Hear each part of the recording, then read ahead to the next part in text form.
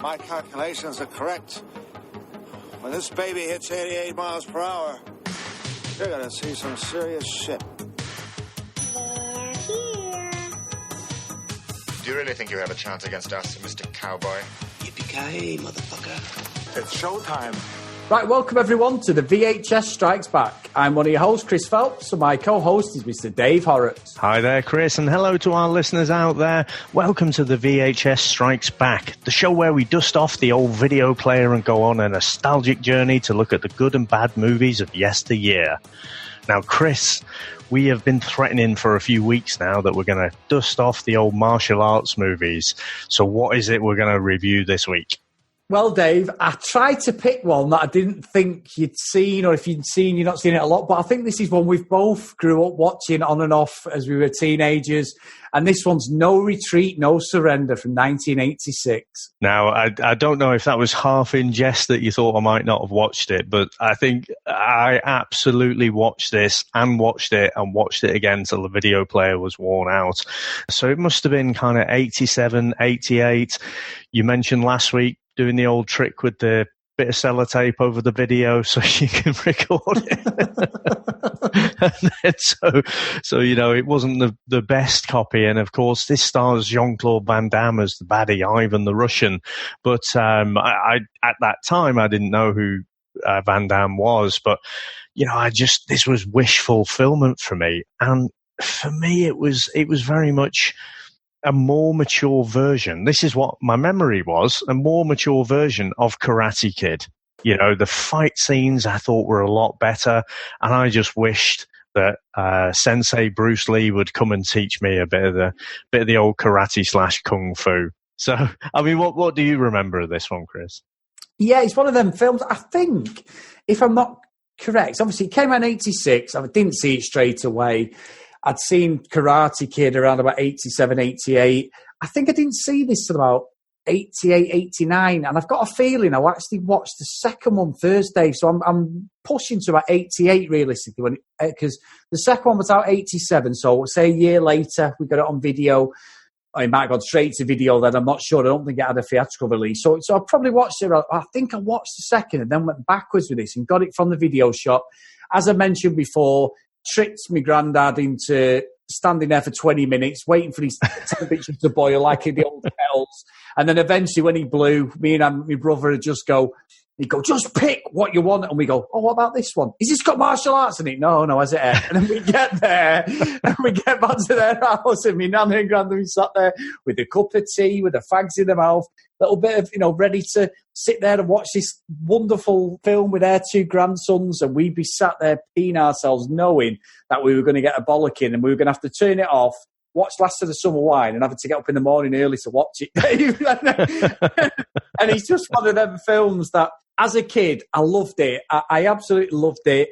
I just thought it was ridiculous. I love the fact that it was the sort of platform for Van-Damme to sort of take on. Van-Damme had obviously done Predator around this time as well. Now this obviously was filmed in 1984, around the time of Karate Kid, but it didn't come out till 86. And that's one of the reasons that there's a lot of breakdancing references throughout the film. So it was sort of stuck in limbo for nearly 18 months. But yes, it's one of them films that I owned it on video, even up to probably about 5 years ago. I had all three of them I got from a car boot sale. Someone was selling them on video and I was like, I've got to get them. And I kept them for years. And then about 5 years ago, I don't know what I did, I just got rid of him. And now I'm absolutely kicking myself because it was just like a moment in time. And I mean, I know we're going to get on about the film, but the nostalgic eyes were a lot better when I was younger, I think. Well, the main thing I remember from it is the fight scenes and, all the story and everything I didn't really care for, but you don't notice terrible acting when you're a kid, I don't think, because there is some terrible acting in this. And it's just, on this rewatch, I haven't watched this since I was a kid, but a lot of it did come back to me, in particular, when he's doing the training montage and the fight scene at the end with the whole competition. Just remembered that almost beat for beat. But like I say, there was a lot in this that I'd forgotten. And just, it didn't resonate with me at the time. And I'm watching it with my head in my hands thinking, oh my God, this is awful. and gentlemen, Eastern Europe's most feared martial artist, Ivan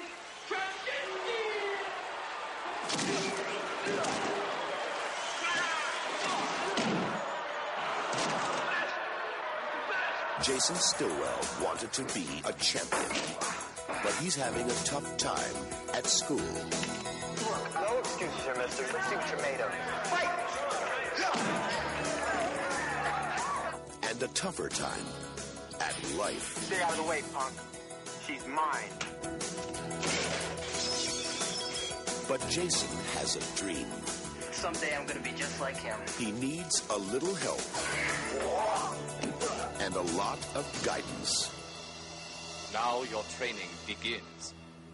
He's just found the best. Set the images. All in your head. The result is power. Now, Jason's getting serious, getting fast, Power. and getting competitive. He wanted to be a champion, You're good. I get better. but he never expected to be a hero. No retreat, no surrender. Now, Dave, can I just pick a bit out that I thought was at the start of it was absolutely classic. So we set the scene. We've got the dojo, we've got the karate sensei there, and we've got Kurt McKinnon. Jason Stillwell is called in this, who's there. He's a red belt, and he's in this dojo, and they're doing moves and everything, and they're doing like sort of katas, aren't they? And they're sort of 1, 2, block, 1, 2, and you counter, and then he pulls out that fucking Bruce Lee. Oh, come on. We all did, though, didn't we?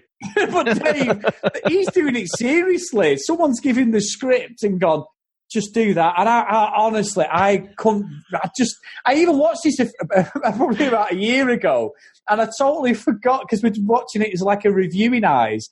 How fucking bad that bit is. And he's even laughing himself as if to say, they actually pay me to do this shit. It's terrible. The thing that, I mean, straight away, it is terrible. Like, all of the dojo, the age range is from about 14 to about 60, it seems. And then when Jason smacked down this bloke, his dad comes over to give him a dressing down. No one's bothered to check on this guy who's sparked out on the floor. He's just like, what are you doing, Jason? What are you doing? The camera's not even looking at him. This guy's drooling all over himself on the floor. And then I like looking at the back, looking at what the extras are doing, and there's a guy, again, he must be 50, 60, something like that. He's laughing his head off, and he's kind of like looking around, he's like going, ooh. You know? Dave, I swear I was pissing myself at that guy. He stands out like a sore thumb, doesn't he? He's like... Does.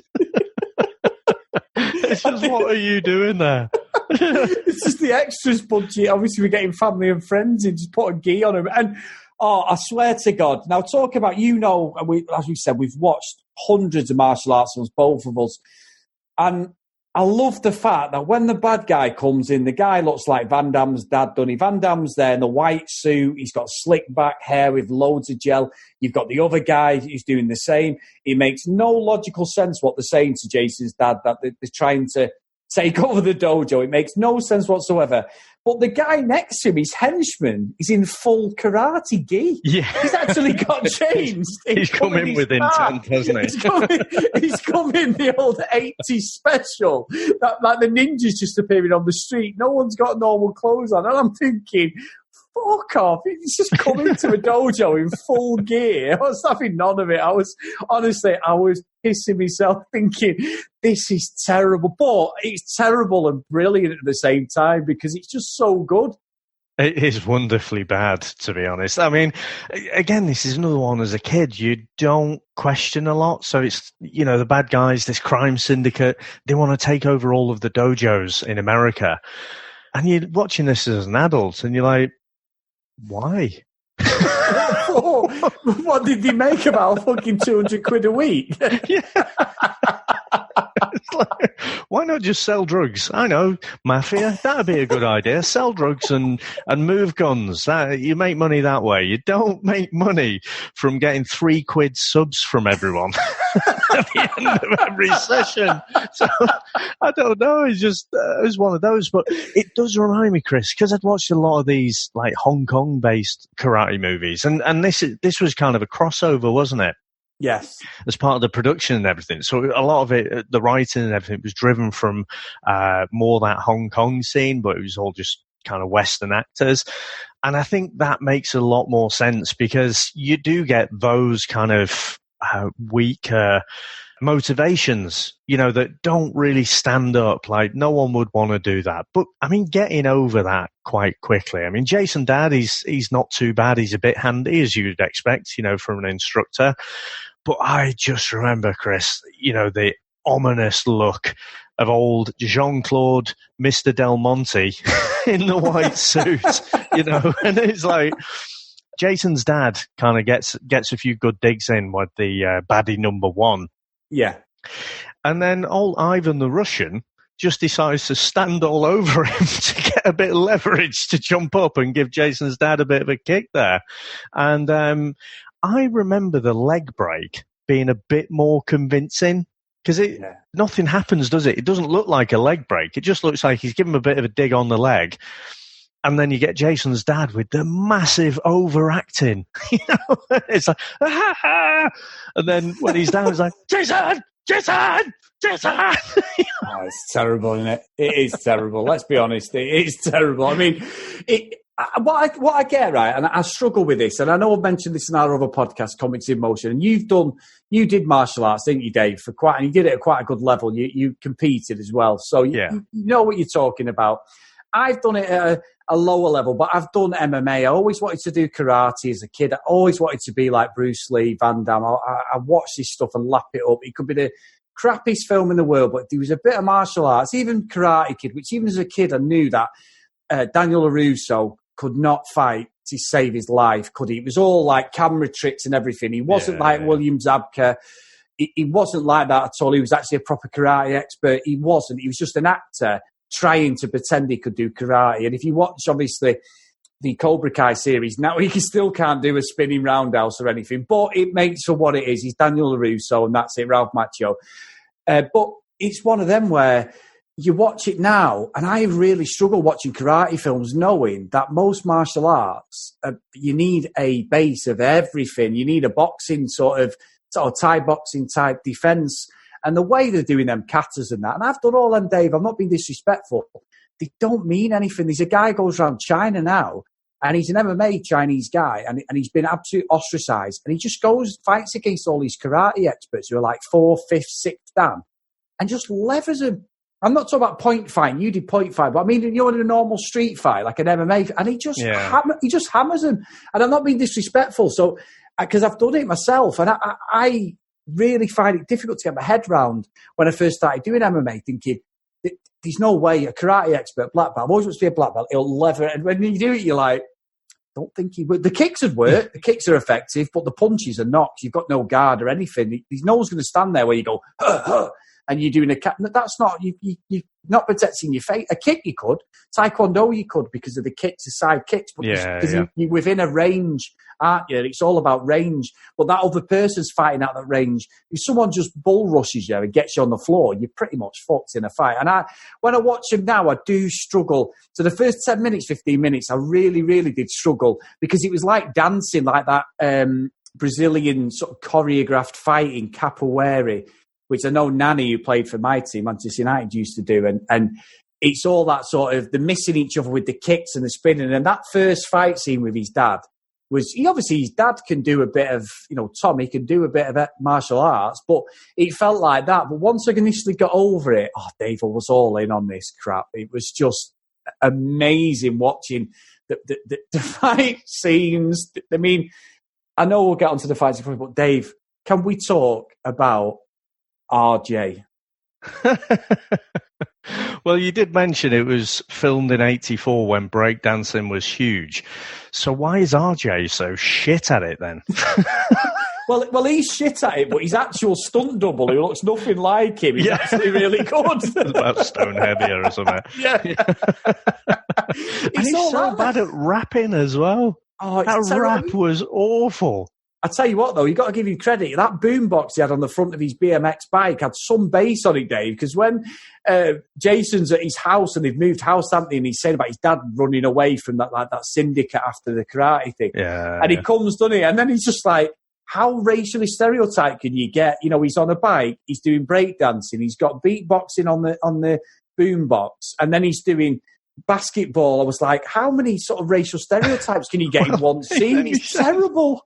He says to Jason as well, he's like, oh, I was worried about the price of houses going down. What the hell is that? It's just bizarre. You know? It was just horrendous. And then the one that gets me, because obviously he's setting all the house up, he's setting his little gym up anyway with Bruce Lee stuff, Jason. So when RJ's sort of going down the street and you've got Scott sat there just being a slob, his dad comes out and he's got like a jet wash firing it at cans. And Scott looks about 40 anyway. He's supposed to be some young kid. And he's like, get up, you don't do anything around here. And he's like, gets on the next minute. This jet wash then knocks RJ over. And he jumps on him like he's going to make love to him or something. It's like, what the fuck are you doing? He was like, it was just not. And then RJ bites his nose, but makes no mark or cut on his nose. I was like, what the fuck is going on here? It's just, at this point, I've got to say, this is around the point when I'm thinking, oh my God, this has not aged well at all. I mean, Scott there, initially he's just sat slobbed on the side of the street, isn't he? Just propped up against the car, eating cream donuts or something with cream all over his face. And he's like, yeah, just what we need. Another Bruce Lee freak. And it's like, what? Do you get a lot of them moving in? Well, what's the score there? But when he's chasing old RJ there, and then he plows through like that stop. You've got the workman there, and you've got like the bit to cordon it off. And they're like, come on, fat boy, or something, like jump it. And then he jumps it. RJ puts his skateboard there and he falls over. And I'm just like, what the fuck is this? This is not the stuff I remember. But I mean, it's just a weird interaction with them, isn't it? And it gets worse though with Scott, because again, he's eating a burger and he's got sauce, he's got mustard and ketchup all over his face. It makes me physically ill just watching him eat this stuff. And he's got all these guys around him, all these little cohorts there. And they're like, yeah, thanks for the burger, Scott. And he's like, stick with me, guys, and you'll never go hungry. I'm like, what the fuck is that? It's not the 1900s. It's not Fagin with Oliver fucking Twist. Are people up in Seattle like really that hard up where you have to get the local bully to buy you a burger to feed you? I mean, come on. But Dave, what about the guy next to him who's got the single ponytail? Did you clock the ponytail on his henchman, the one with the black hair? That was pretty New Romantics, wasn't it? That was fucking legendary, that. He's got a proper plaited ponytail over his shoulder, though, not at the back. Proper over his shoulder with like a mullet going on at the top. Oh, it was a classic. And then when they go outside, what makes me laugh is this is the thing. Go on. I'm just going to cut across you there because he sees RJ walking up outside, doesn't he? And then he's like, oh, I hate him. And he's like, why do you hate that guy so much, Scott? I was like, I've got my reasons. I sat there thinking, yeah, we fucking know what those reasons are, you racist bastard.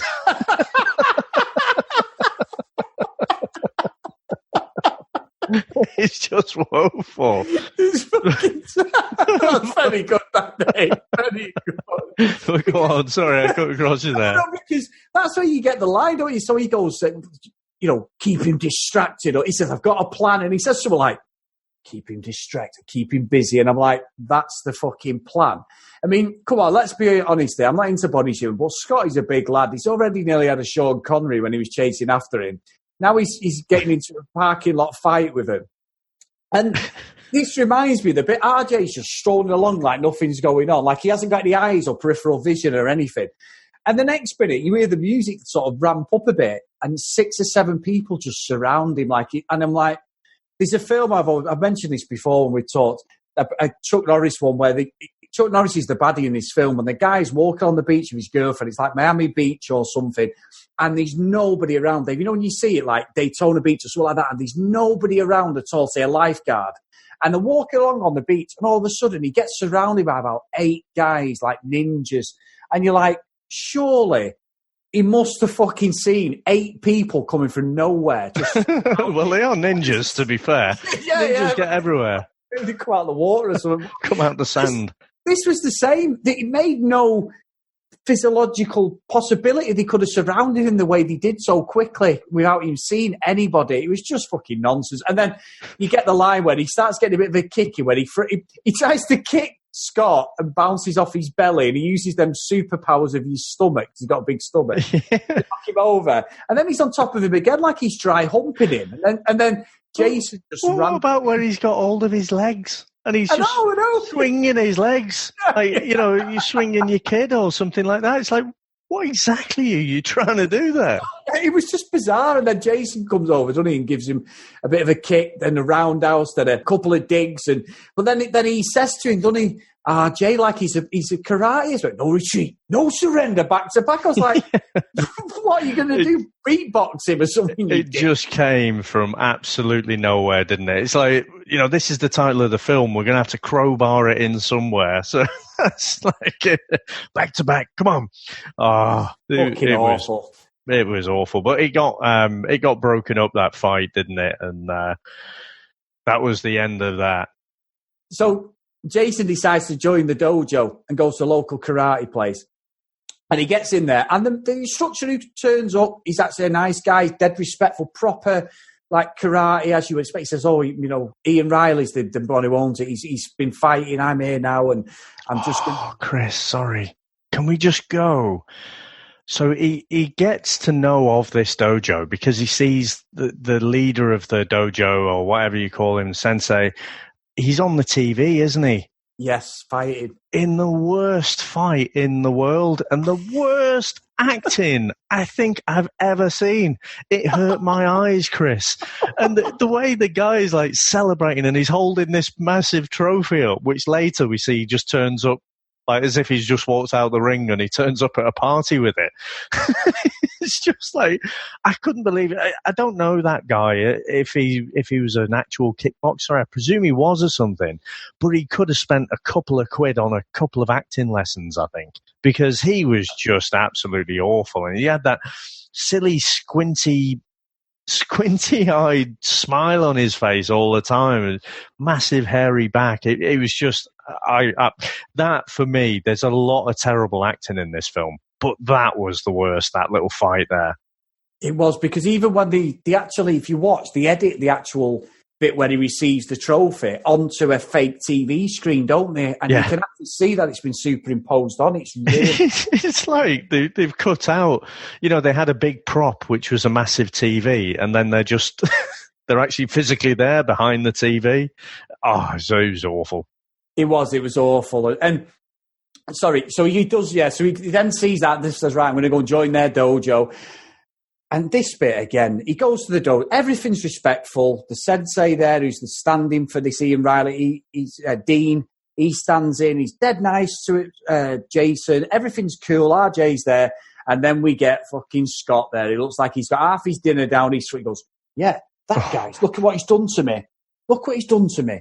Oh yeah, he said that LA karate's better than Seattle," and I'm like, No, fucking respecting martial artist who's a black belt would ever even take that bait. And then they put him up against an absolute classic kickboxer, Peter Sugarfoot Cunningham.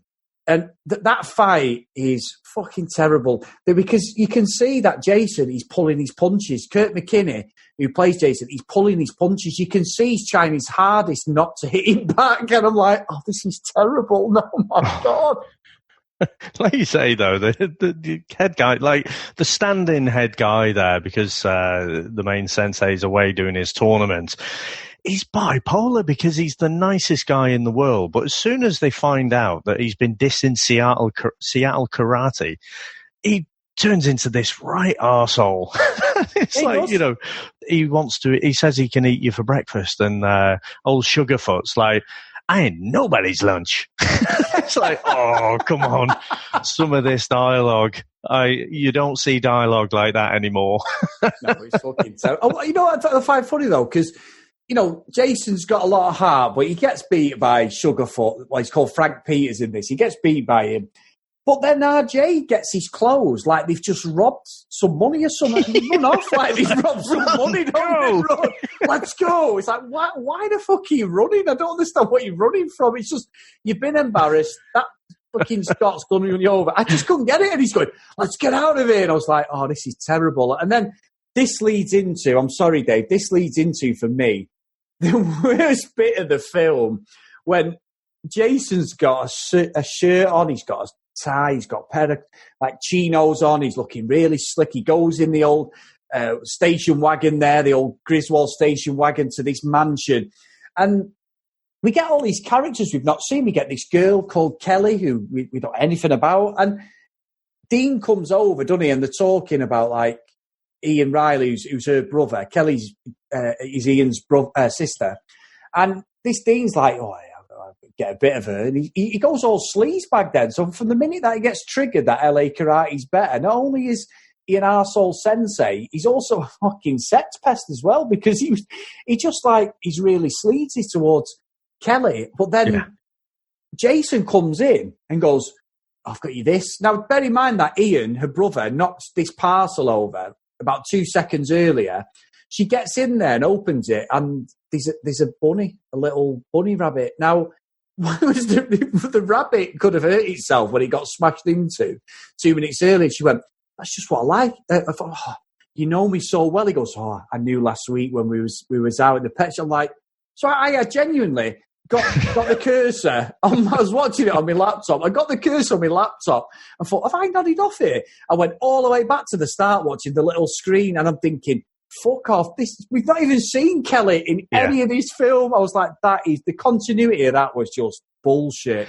Again, see, how I remembered this was that this was his girlfriend, and there was a bit of a love triangle going on. But the fact is, it just comes from absolutely nowhere. There's been no mention of this at all. No. Your man from the dojo thinks that he should get with Kelly because he's second in line, you know, because it's the sensei's sister. So by default, he gets first dibs kind of thing. It's like, what?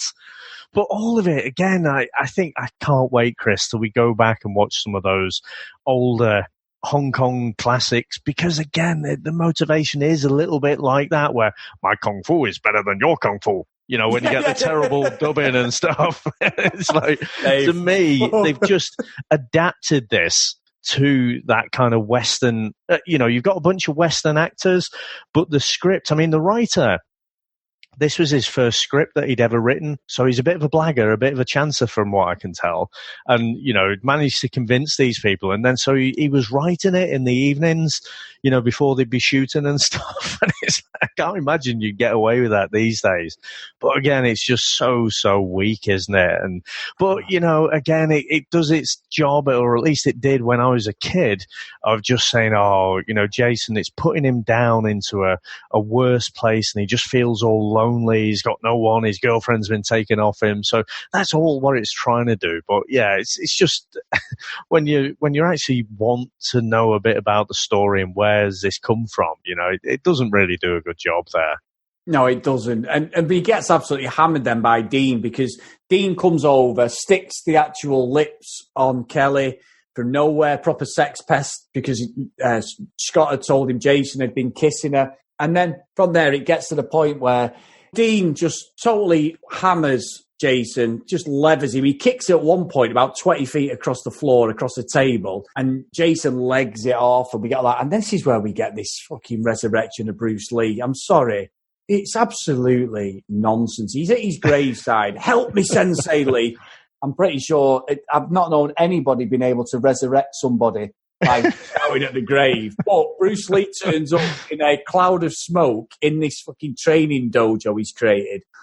Honestly, Dave. And the guy, I mean, I'll let you explain, but the guy who played him is a serious issue, isn't there, Dave? Well, I think, again, I remember this so much better, though. As a kid, you're just thinking it's wish fulfillment, aren't you? I thought it was great. Now I'm watching it thinking, what the hell is this? He looks nothing like him. He's not speaking English, so the guy who's from South Korea, I think, couldn't speak a word of English. I don't know if they only figured that out on set, so they had to dub his voice. Now, in stuff like Enter the Dragon, obviously Bruce Lee is speaking English, isn't he? So we know that Bruce Lee can speak. Like I say, he looks nothing like him. But what I will say on a positive is I thought he had his mannerisms down. And when I say that, I really mean, not so much Bruce Lee, but Bruce Lee's character in Enter the Dragon. I think he kind of has that down. Just the way he's talking to him and his movements. When he's saying to like Bolo, he's like, "Oh no, is it Bolo?" He's going, "Boards, don't hit back." Yeah, stuff like that. And when he's even before they go to the tournament and Enter the Dragon, when he's teaching the young lad about, kung fu and everything. But yeah, it took me out of it. The fact that, no one else is being dubbed and this guy is. And it was the old classic, wasn't it? When you used to watch all these kung fu movies, that the lips weren't moving with the voice, and it was all the same small gene pool of voice actors, wasn't it? So they all sounded the same, even though the actors were clearly different. And like I say, it's like, my kung fu is better than yours. It's just, and the lips. You remember the old Police Academy guy as well, who used to do the best impressions. But yeah, they're just pretty awful. But again, you can see. A lot of people have said, they basically took Karate Kid, Rocky IV, shoved them together and created No Retreat, No Surrender. Because now you get that kind of montage. You can see he's a bit crap. He thinks he's pretty good at Kung Fu. But this Ghost Bruce Lee, just teaches him that he's a bit shit, really. And so he fails at pretty much everything. And then he gets, you get that bit more of a training montage as he just gets better. You got the classic 80s type rousing montage music. He's doing sit-ups with RJ sat on him, which looks very wrong to me. Do you remember that bit where he's sat between the bench and it's like, that's a bit weird. But yeah, and then of course that moment where, he's got his left, was it his left leg? No, it's his right leg sort of tied up, in this little bit of a noose kind of thing. And he's trying to kick the sandbag with his other leg. And when he eventually does that, that's his sign that his training's over. And, again, I remembered that being a lot longer. And, the whole training sequence, I remember it as a kid being a lot longer. And I think because it resonated with me more, this idea that you just train hard and you get better in about 2 days' time, it seems. It's terrible, isn't it? Terrible. And again, though, that Ian, he gets a call, Kelly's brother, when they're at the house, like, "Hello, is that Ian Riley?" And this is a terrible voice, by the way, Dave. He sounded like from Yorkshire, but he went, "Hey, is that Ian Riley?" "We'd like to take over your dojo. We'd love to speak to you about your karate place. Can you come down and have a word with us?" And he goes in, and it's just like the whole thing with the Bruce Lee thing, everything. Fucking terrible. Absolutely. He looks like such a dweeb. I mean, he's like... You remember when you were a kid at school and you'd have lads and they'd be like, "Oh, I want to fight you." And, they're sort of looking at their mates, hold me back. So they puff their chests right out and their arms are right back. Hold me back. And no one does. And they're like, no, you don't understand. Hold me back. When he's got this crime syndicate there, he just looks pathetic. He looks about 5'0". And it's just terrible. It is terrible. I mean, Bruce Lee disappears, and the bit where Jason's doing them sandbags, when he's kicking him, and obviously at the start he gets whacked around, Dunny, and all this. He actually breaks that, and they kept it in the production, Dave, because them bits he actually did himself. And when he kicks that one and it splits in half, that wasn't supposed to happen. But they thought it looked quite effective for this sort. It was sort of like a Rocky montage, wasn't it? Where like Rocky 3 type situation, and Jason. Kurt McKinnon, who plays Jason, he was actually up for American Ninja, but when he filmed this in 1984, he was only 21. So he said he was too young for stuff like that. So this was actually like quite interesting that when he come out, he was only 23 years old. So he's only like 56 now.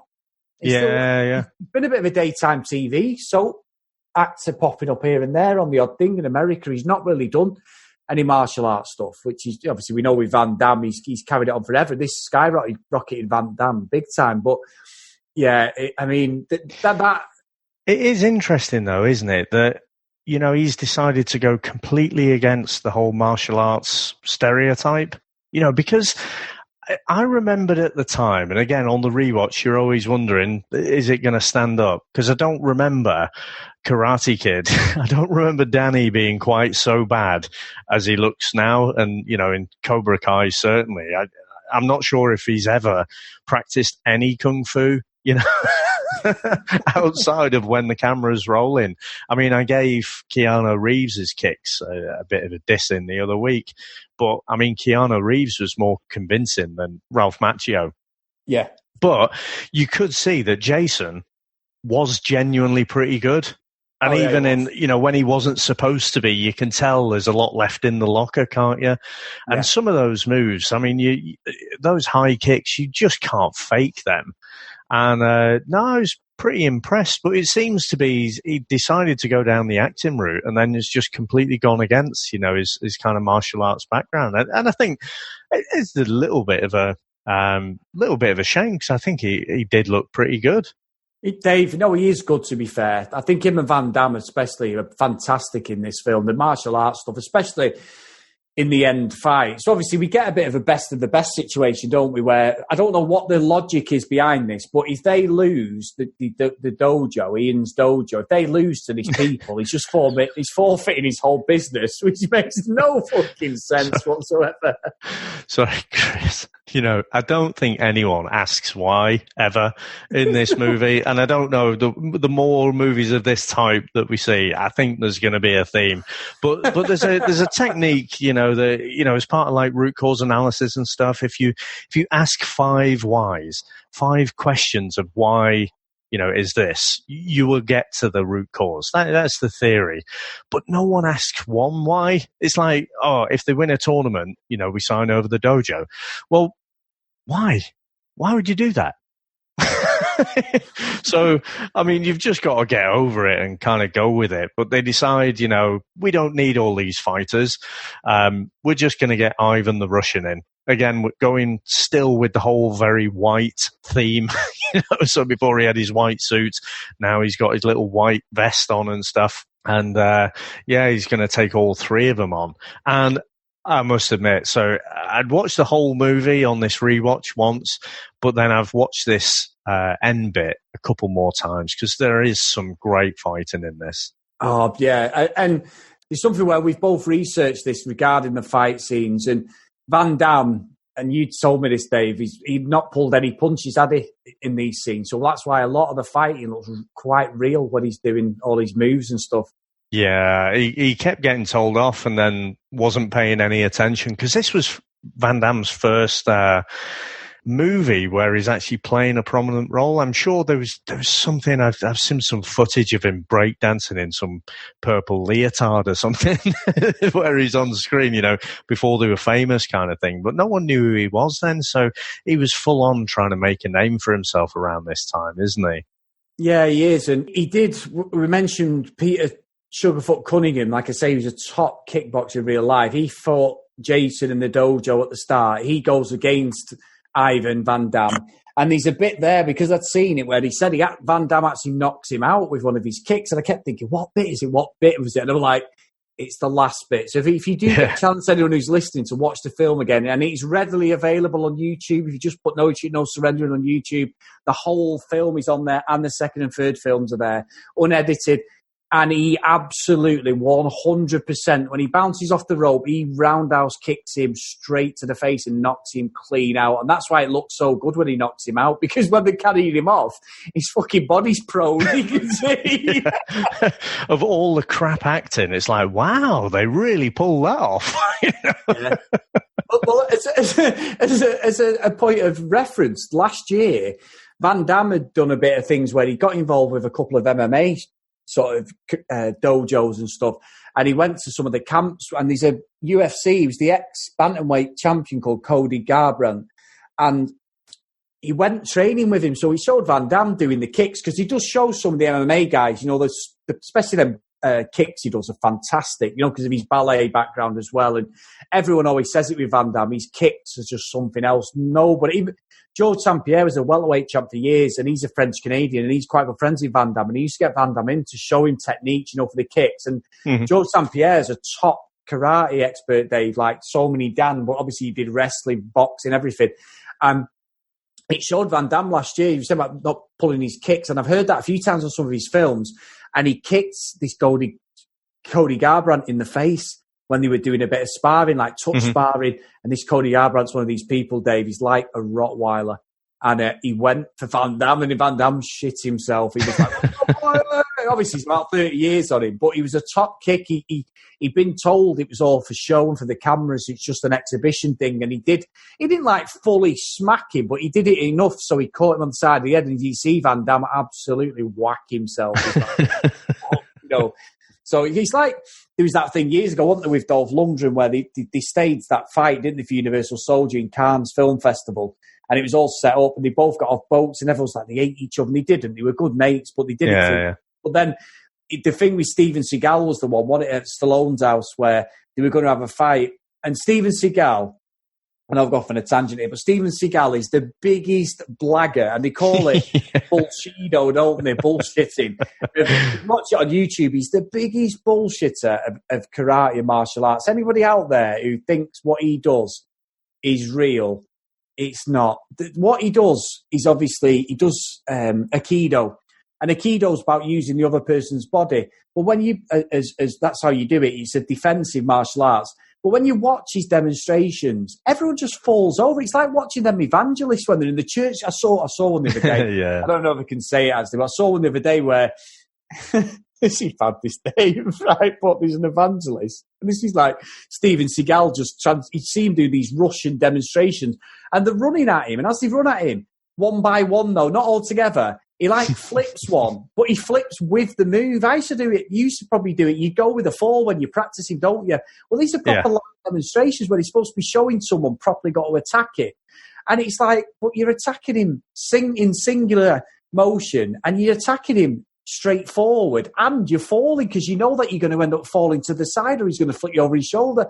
So I know Van Damme and him had a set to at Stallone's house, and Stallone said, trust me, Van Damme is the real deal. He only lost one fight in his kickboxing career. He is a genuine fighter, Van Damme. It's just that obviously he's an actor now. He's probably gone softer, and he's obviously nearly 60, but he was a genuine fighter. So when they're saying about him pulling these kicks and stuff, it's probably difficult for him at that point in his career because he just comes straight from actually competing. Yeah, he hadn't quite nailed it, but I mean that's the first time you get to see him do the splits, don't you? In the corner of the ring, and I remember at the time thinking, "Oh, fuck it." I mean, again, when I was watching this, no one knew who Van Damme was at the time, but you're just thinking, "Fucking hell, this guy looks the real deal." And it was that same feeling when you saw Ivan Drago in Rocky IV. It's just like, no one's got any chance against this absolute monster. No, and you were totally right. And I think you watch, he did Bloodsport in about 87, so it's 3 years after this, but you can see he looks really young in this. He does look young in this. You don't realise that 3 years he looked, I mean, Bloodsport's a great film, Frank Dukes and that, but this was, he just had an it factor that I don't think they see. I don't think they'd ever seen someone do martial arts who was built like that. He was built like he's built like a bodybuilder, really. He's not full size, but he had that thickness to him, like a Stallone type thickness, not a Bruce Lee type. I was going to say, because we've done Rocky III in the last few weeks, haven't we? And the body shape does seem very, very similar. I wouldn't be surprised if they were a few pounds off each other. Yeah, I agree. But yeah, what a specimen of a man, Dave. He looks fantastic in it, Van Damme. And the whole fight scene at the end is the best part of the whole film. It is absolute class. It's pure violence. And knowing that Van Damme didn't pull his punches and kicks, it makes it even better. It makes it a bit more believable, to be honest. Yeah, it just adds that kind of like you say, a bit of an X factor. I mean, he wipes the floor with the first bloke, doesn't he? Pretty easily. Old Sugarfoot, like you say, he sparks him out. And then you've got the sensei, who, again, I just can't take seriously. He gets in there with his hairy arse, and he seems to have he gets a few kicks in, doesn't he, with Van-Damme? But then it turns into, like, wrestling or something. So, he's strangling him. He's got the corner of the ring and he's strangling him, and everyone's just watching. Yeah, no one in the crowd is doing anything. They're just watching this thing. Like you say, it's all a stage wrestling type of thing. Yeah, but oh my God! It was almost like, Dave, Rocky III when we reviewed Hulk Hogan Thunderlips. Because exactly like that. It's exactly because when he gets hold of Kelly and he grabs around the thing and everyone's looking, so you've got his dad's there. Obviously, I know he got a beating off Ivan, but his dad's there. He could get if that was a normal situation, some bloke grabbed a woman around the neck, you'd have about 10 to 15 blokes jump up in that environment, wouldn't you? Yeah. There might be a few go, fuck, that is a nutter, but there'd be a few of them who'd have a go at him, at least to let go of her. Everyone just stands there and it's like next minute. And I've got to say, though, the actual outfit that Jason's got on is fantastic. Full-on red Adidas tracksuit, absolute period tracksuit, mint tracksuit with the trainers, and he just comes over that top rope. And this is where, between the pair of them, the athleticism in that movie is fantastic there. Because I don't think we'd seen that in a lot of American films at this point, No, it's a different level, this, isn't it? Like I say, you've got two fighters who are genuinely very athletic, very flexible, and going at it, and it was just impressive. And of course, he's in his outfit that he's on that front cover of the video case, isn't he? Yeah. I can still see it in my mind's eye now. They're both lined up against each other, Jason in the red and Van-Damme in the, or Ivan in the white there. But yeah, just some fantastic fighting here. And, you kind of have to suspend disbelief a little bit. I know it's Kung Fu and, well, they say karate. I don't know any karate tournament that's like this. It's kickboxing, really, wasn't it? So kickboxing, you're in an actual ring.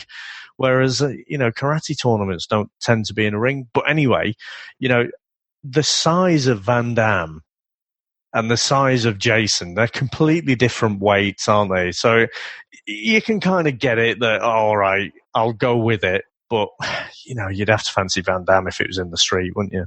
Yeah, you would. And don't forget, in real life, Van-Damme's only about 5'9". So Jason must be, in real life, Kurt McKinney, he must be about 5'6", Dave. I mean, that referee is huge. He's got the weirdest haircut we've ever seen. It's not a haircut, that. That's a full-on wig, that, isn't it? Why didn't you get a referee who's about the same height as him?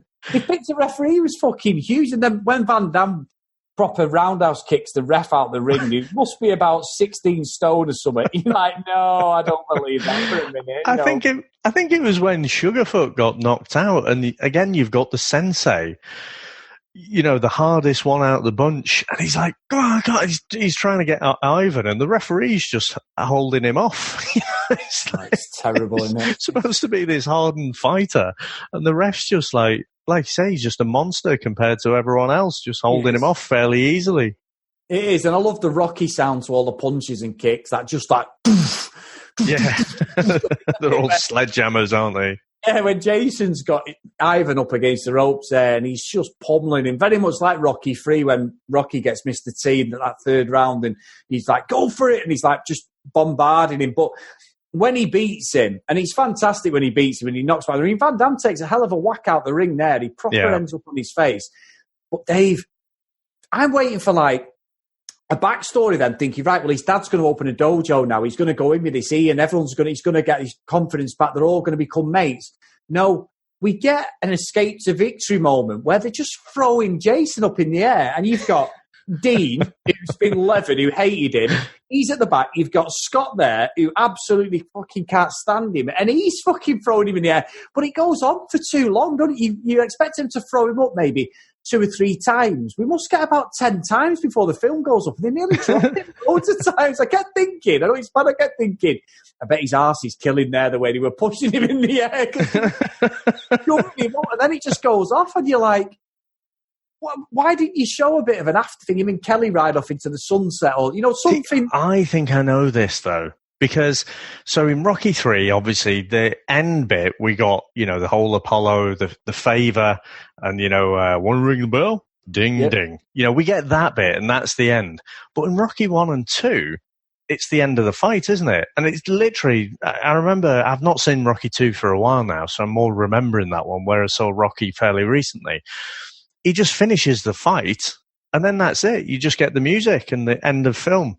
So again, in terms of, hacking together this script, putting it together, I just think they've looked at Rocky and just, yep, that works. Montage here, and we'll just end it with the fight. I mean, I wasn't even sure what are the rules of the fight, because he knocked Van-Damme out the ring. Does that mean he won? Does that mean the Mafia are just like, well, you beat us fair and square, I guess you can have the dojo then? What does happen next? I don't know. I fucking don't. And to be honest, Dave, you're probably asking questions that nobody cares about. But well, like I say, forget the 5 whys. There's not one why asked. But no, I think, with that, Chris, should we go into our final review? Let's go.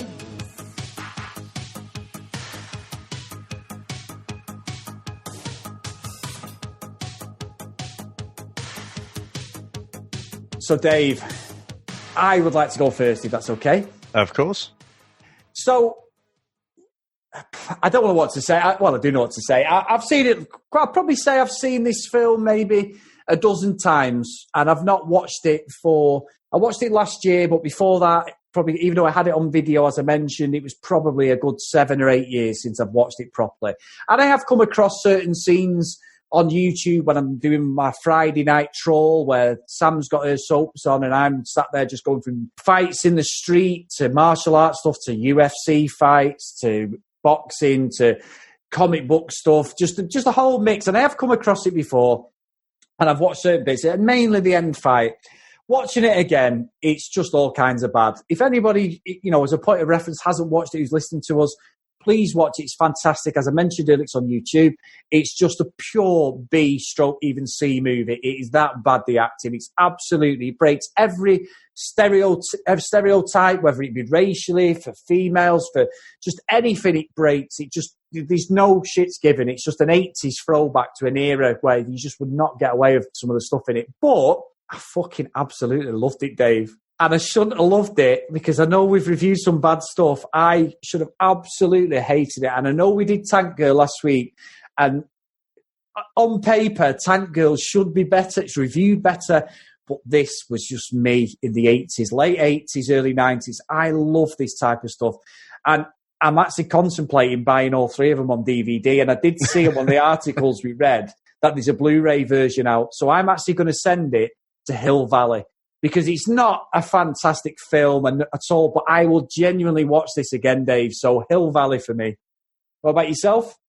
Very good. Well, I must tell you, in the first kind of 10 minutes, I had a mixture of nostalgic feelings about, I remember this, when you initially see old Ivan come in and break his dad's leg and, moving off to Seattle, although at the time I didn't really have a massive comprehension of different places. I didn't understand the difference between LA and Seattle when I was watching it as a kid.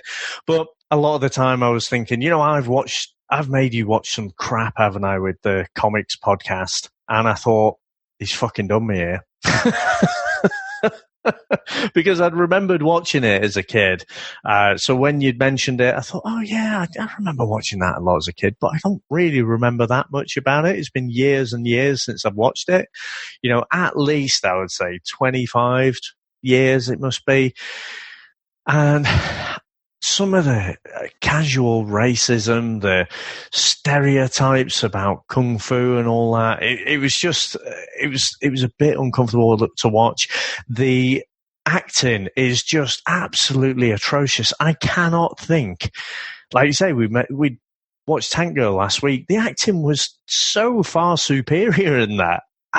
You don't really know how bad acting is until you get someone who isn't a professional actor. And I've got to say, I think a lot of people in this film, not sure they were professional actors. And so I just think, this is terrible. But there is something about it where even before the fight scenes, I'm thinking, you know what? It is one of those cases where I think it's so bad, it's good. You know, that on its own. So forget the fight scenes because I'm going to put those in the corner and come back to those in a sec. Like I say, where Scott's in the burger place and he's just like, stick with me, kids, and you'll never go hungry. I'm thinking, who writes this shit? But it's not as if they don't commit to it as well. You know, with their terrible acting, they just go for it. It's just terrible. That rap from RJ and the bit of breakdancing, when you can see it's actually the actor who plays RJ, it's just awful. And then when you can't see his face, it's fantastic. So, yeah, I think just on its own, that kind of, just for its acting and everything, I think it's wonderfully terrible. But some of the fight scenes in this are fantastic, you know, and like you say, I can only measure it up against karate. I'm not going to measure it against kind of some of the kung fu movies where, you know, you do genuinely have some great action scenes in there. But I do think there is some really good fighting in here, and that I do like the training montage as well. And the fight scene in the end is well worth watching and going back. And I'll watch that again a few more times. And I think just for that factor of it's so bad it's good, I think I might watch the whole movie again sometimes. So with all of that, this is definitely, I could see some people would send this to Dantooine, but I'm going to send it to Elm Street. Good work, Dave. Good work. It's just a weird film. It should have no charm, and it should have both of us pulling our hair out, but there's just something mildly charming about it that I'm sucked in, and I'll be honest with you, Dave, once we finish recording, I'm going to go and put No Cheat, No Surrender 2 on as well. What's that? Well, there you might have a different perspective on it, because I don't know if I've seen that. I suspect I probably have. Did you say that one's on YouTube as well? They're all three of them are, yeah. Yeah, okay. The third one's my favourite, to be honest, of all three, because that's as woeful, and that was filmed in 1990, but that's as woeful as all of them. But there's just, it shouldn't work, the third one, but it just does, and I don't know what it is about that. I just love I've seen that one loads of times. I've probably seen that about 20 odd times. Yeah, see, I think I saw this one first, because in my mind, I was measuring up against Karate Kid, and it just felt to me, as I was growing up, it felt like this was a more mature. I just remember liking this one a lot more than Karate Kid. But I know, I think I might have seen 2 and 3, but they just don't hold the same place in my heart. And I think, you know, with having no Van-Damme, the guy who plays Jason as well, I think that's the main reason for it. I know Van-Damme, we were talking, weren't we? He was lined up for the second one, but with where they were filming it, he thought he might get a bit of unwanted loving through the back door, so decided to pass on the opportunity. I think he did as well, Jason, Kurt McKinney. He was supposed to, Van Damme talked him out of it. I think you're right. We'll quickly move on from that day, but that was actually the genuine story. Now, if you want to get in contact with the show on Twitter, at VHS Strikes Back, or if you want to email the show, the VHS Strikes Back @gmail.com. If there is a movie you would want myself and Dave to watch, we have got a backlog at the moment, but if there's anything truly awful in any sort of genre, we will be open to it. We have taken a few suggestions of Twitter over the weekend. And if you do like the show, please get onto your podcast catching app and drop us a 5-star review. As it's a new project for myself and Dave, we're just growing the audience, so we need to get it out there to as many people as we can. And also, if you are into comic book-based movies and TV shows, our other podcast is called Comics in Motion, and that's on all podcast catching apps. So, Dave, I've manoeuvred this fantastically today. Have you got anything to take us out with? Well, all I'll say, Chris, is stick with me, guys, and you'll never go hungry. Speak to you next week. Bye.